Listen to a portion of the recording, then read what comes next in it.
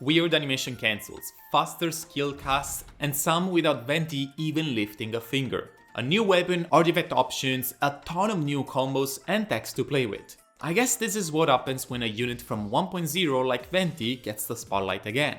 So in this video, I won't simply read his kit out loud, but instead showcase all my testing, new calcs, and how to play him more effectively, making him a real damage dealer able to show up in Stygian.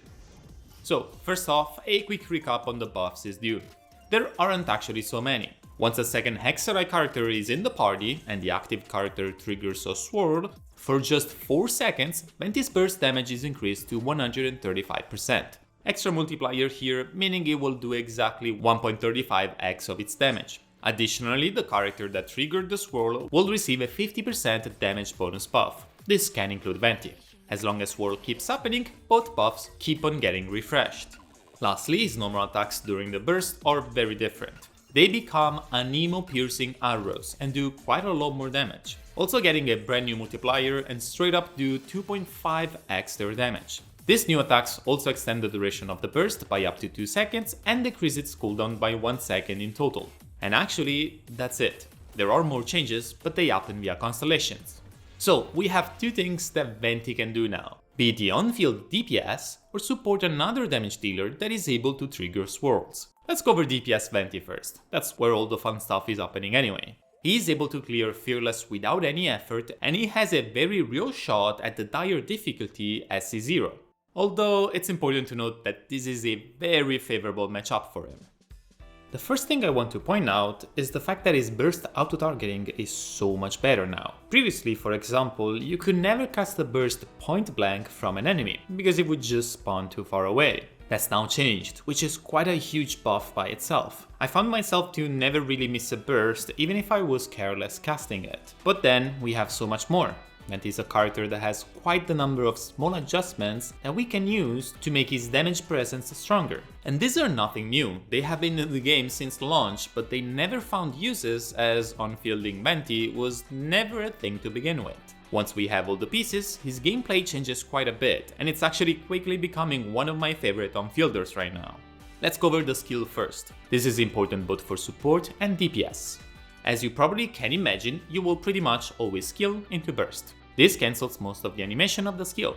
With the changes, while his attack and burst do a ton more damage, the skill is still able to represent up to 20% of his overall DPS. I mean, it's just a straight up super high multiplier, with a fast animation that we can make even faster. As you know, there are 2 ways to cast this skill: tap and hold, right? But have you ever tried a short hold? You hold just a bit and release. He will avoid part of the animation and simply do a tap skill, but faster. And this works even with the burst, making the skill into it even better. The shorter the hold, the faster the animation. But there is more. During the skill, regardless of how you cast it, you can mash the attack button. Doing so will allow you to cancel the end animation of it. So it gets kind of crazy, and it's honestly not that hard to do, even in combat. We are making both the start and the end of the skill faster. This is useful to DPS Venti, obviously, but it's also good for support Venti, as it can either lead to a faster burst cast or even a much faster switching time between him and other units. But what if I said that this is not as fast as it can get? This is something I covered in one of my very first advanced tips videos. But don't worry, you're not going to use this in actual combat, it's just fun to see. There is a particular timing right after releasing the charge attack where the animation of a skill can be completely, and I mean completely, skipped. Pretty weird, huh? This has been in the game since release. Anyway, the short hold and spam attacks during skill are pretty important, because they are actually very reliable and easy to do. But there is of course a whole other aspects that we can min-max on this character.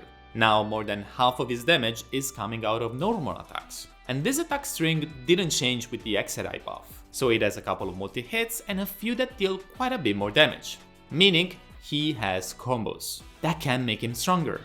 So I decided to spend a bit too much time trying different attack strings to see what sticks and what not. Just to find out that his basic full attack string is actually not so bad, but it has a big problem. It pushes you backwards non-stop. And the tracking for these new arrows is very good. They are unlikely to miss, but you're still going to end up outside of buff circles, skill range, and honestly doing this will lead to a pretty poor timing for your skill. So the combo that I found that better keeps you locked in place and can match if not surpass any other is stopping after your third hit. But first, mobile players, please skip ahead 20 seconds, you are not going to like this. Bow carters have a very special thing they can do. They can enter and exit aim mode. An easy method, at least on controller and PC, to stop your attack string and reset it. You don't need a macro for this. Simply press aim mode twice. If you don't want to, then I would recommend sticking to the full string and at the very least dodge forward right after your last attack. It's also okay to do after this hit instead. For support Venti, you don't need any of this, and trying to get your skill cast and switch out as fast as possible is your #1 priority. But still, keep in mind that with the XRI changes, 2 normal attacks will increase the duration of the burst and decrease its cooldown, so be mindful of that. Now let's cover something less mechanical, his build options, so that we can then cover teams and understand what's happening to support Venti too. The buffs are coming out with a new signature weapon. A very simple yet strong weapon that has high base attack, crit damage, and a ton of damage percentage to, well, every single part of his kit. With this playstyle, this is obviously his new best weapon. However, it is not that far away from other options. Part of the reason is that many other bows synergize pretty well with him, so after testing a lot of his combos, I punched everything in a few spreadsheets and came up with these new rankings for DPS Venti. With the assumptions of the hyper carry team you have seen me play just now. The set is 2-piece plus 2-piece between attack and anemo, but that's technically not his best artifact option. He's actually dusting off a very old set that I doubt many have. Desert Pavilion Chronicles. With a quick charge attack, this is trading the 2-piece bonus for 40% normal attack damage and 10% attack speed. Here's the chart with it. I set the percentages versus a build that doesn't use it so that you can both compare the artifacts and the weapons. There is another set we could consider here, Echoes, but that's also very rare to have and has problems with higher ping, resulting in inconsistent procs. And besides, on my sheets, it wouldn't surpass DPC anyway. As far as stats, DPS Venti will look for the usual attack anemo crit approach. Elemental Mastery is not as good as Swirls are far outpaced by the anemo hits. And while we still need some energy recharge to play him comfortably, he has it as Ascension stat for 32%, and the burst has a 15 flat energy refound, which also applies to the characters of the element that it absorbs. Talent priority is very simple, the normal attack talent is now the top priority, followed by burst and skill, but everything should be as high as possible. If you happen to have constellations for Venti, well, they look kind of fun and make all the text that I talked about at the start actually better. C1 fires off 2 extra arrows, C2 makes the skill reduce anemo res and give you a skill reset that does 3x its damage, all the way to C6 he also gains more damage, shred and 100 crit damage. For support Venti instead, the build talk still applies, but the thing that is changing is likely the set we're using. It's now VV when enough of field elemental damage is there and just 2-piece plus 2-piece when not. There can be other niche options like Silken or Noblesse, but there are many teams for this. And just to be on the same page, for support Venti in this context, I mean supporting another anemo unit. Thanks to the Hexerite buffs, this will mean a 50% all damage bonus to the on-fielder. And looking at teams, we can outline some for this support role, but also for the DPS one. For support Venti, unfortunately, we don't have much. It's legit just Chaska, Heizu, Wanderer and Shao. Chaska can maintain the 50% damage buff, but she doesn't really want an emo in her party, and then we have Heizu, Wanderer and Shao, which are a bit outdated right now, but definitely do enjoy a damage buff to their entire kit. With Durin, we are actually kind of bridging that gap that Faruzan is currently filling. We have Shred, tons of off-field damage and buffs for the on-fielder. But then, that's 2 5-stars that are honestly not completely changing in these teams, for Wanderer and Shao at least. So I honestly can't recommend them too much, even if they are technically better. DPS Venti instead is going to see some hype from the new Stygian rotation, but in a vacuum will not be near the level of the strongest damage dealers we have right now or released in Outcry. Still absolutely playable and stronger than most, with a damage potential that is totally able to clear up his rotations, where his kit works, and even some Stygian Fearless boss. As far as teams, all Venti really wants is as many buffs as possible, plus always bringing either Durin, Fischl, Albedo or Mona. Technically others are viable, but not as much in the context of DPS Venti. Durin is the perfect choice, allowing this hyper carry team that has any possible attack, damage and shred we could imagine. But someone like Albedo, now with the changes, is not that far behind. In fact, he is now able to buff Hexerai characters for up to 42% damage, which includes Durin in this team, and has a very real off-field presence. With the change, his talent multipliers literally doubled and he cannot be interrupted anymore since his flower can't be broken. He will have his own video, but for Venti, this is an absolute great option.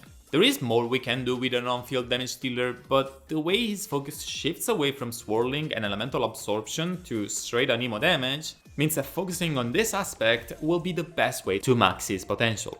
But here, I want to take the occasion to discuss something else. Bear with me. Venti teams, for how impressive they are going to look on release, in my opinion at least, have a big problem.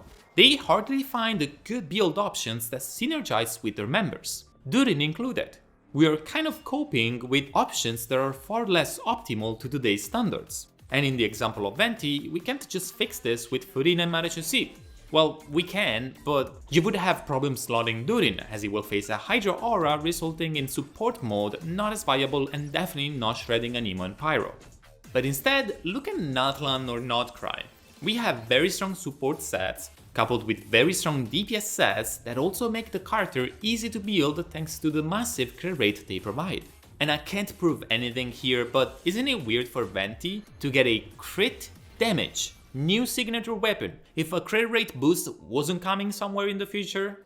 Just speculating here, but if his signature was a crit rate weapon instead, with the same assumptions, he would actually do more damage on average.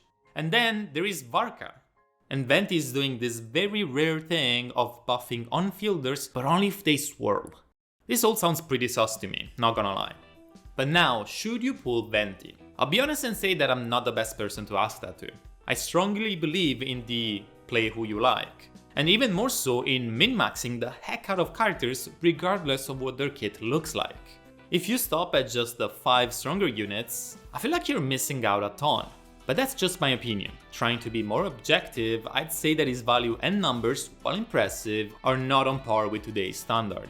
But all in all, this is not to say that he's bad, and he will have one heck of a patch since he can clear Stygian so extremely well this rotation. Picture him more like your average damage dealer that is strong but not that strong. Unless things don't change in the future. In the live stream, they technically said that he decided to regain just some of his original strength. Well, enough of that. Thank you so much for watching. I will release more videos in the upcoming days. I've been working non-stop for this patch, so please stay tuned, and if you enjoyed this video, support me with a like or a sub. See you next time.